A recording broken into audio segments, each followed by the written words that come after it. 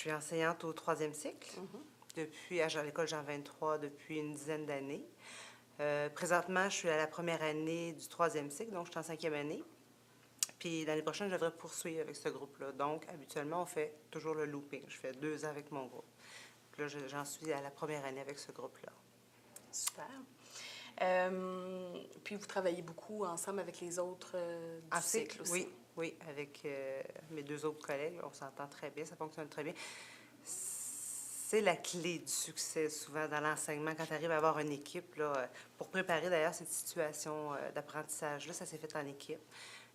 Chacun, de notre côté, on est allé chercher des textes. On a eu une idée, on est allé chercher des textes avec ta collaboration aussi, là. C'est gagnant, c'est très aidant. Super. Alors, peux-tu nous expliquer un petit peu comment ça s'est organisé, cette session d'apprentissage-là, puis comment vous l'avez planifié? Comment ça s'est planifié, puis c'est quoi qui se passe là, depuis quelques semaines? On a commencé par trouver le sujet qui était sur le phénomène des saisons, expliquer le phénomène des saisons.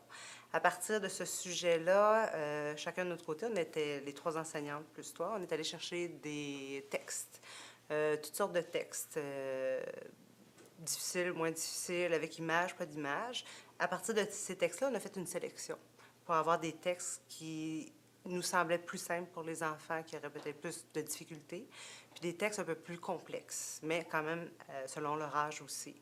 Fait qu'on a fait une sélection, on a fait un tri et on a choisi 4 textes parmi tous les textes qu'on avait récoltés.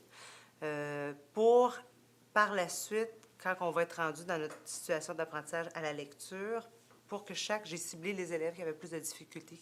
Ils auraient commencé avec ce texte-là, puis les élèves qui ont plus de facilité avec les textes plus complexes un peu plus. La situation d'apprentissage a commencé, on a commencé par faire des observations des changements climatiques. Donc, on s'est fait, parce que c'est une compétence en sciences, par se demander, bon, c'est quoi les saisons?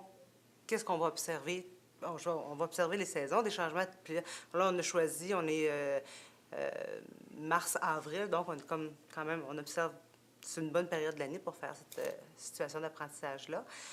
Puis là, on a commencé avec, on a ressorti avec les élèves, qu'est-ce qu'on pourrait observer? Bon, on dit, on a fait le tour, là. Ils ont dit les oiseaux, ils ont dit la végétation, la température. On les a toutes sorties, on les a énumérées. Ensuite, on s'est dit, on va faire un tableau. Là, comment on va faire notre tableau? Là, on s'est fait un tableau pour qu'à chaque jour du mois de mars, le matin en rentrant, les enfants notent leur observation.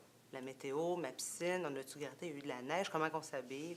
Puis ils ont toujours quand même des références, là, parce que des fois, bon, je ne sais pas trop quoi écrire, puis je leur dis, bien, allez voir, qu'est-ce qu'on avait sorti, qu'est-ce que tu peux observer, en t'emmenant de l'école, tout ça. Après quelques semaines, après 2 semaines d'observation, il y a une journée, je suis arrivée, je leur ai demandé qu'est-ce qu'ils savaient sur les saisons.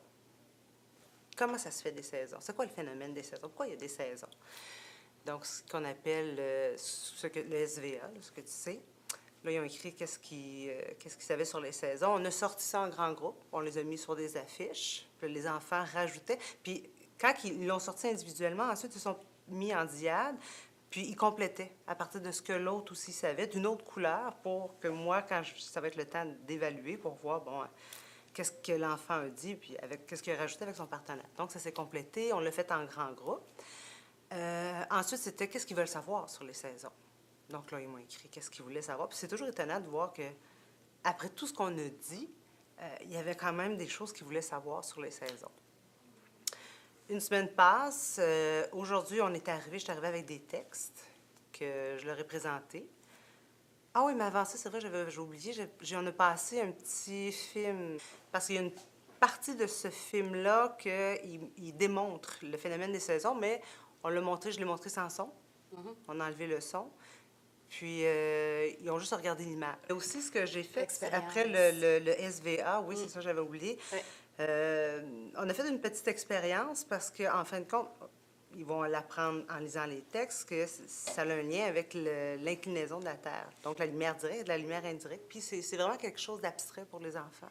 Fait qu'on a essayé de faire la démonstration en classe. On avait 2 thermomètres, un thermomètre qui était à la verticale, l'autre à l'horizontale, avec une lumière qui projetait de la chaleur, de la lumière sur ces thermomètres-là. On a fait la lecture avant, après, on en a fait un schéma aussi.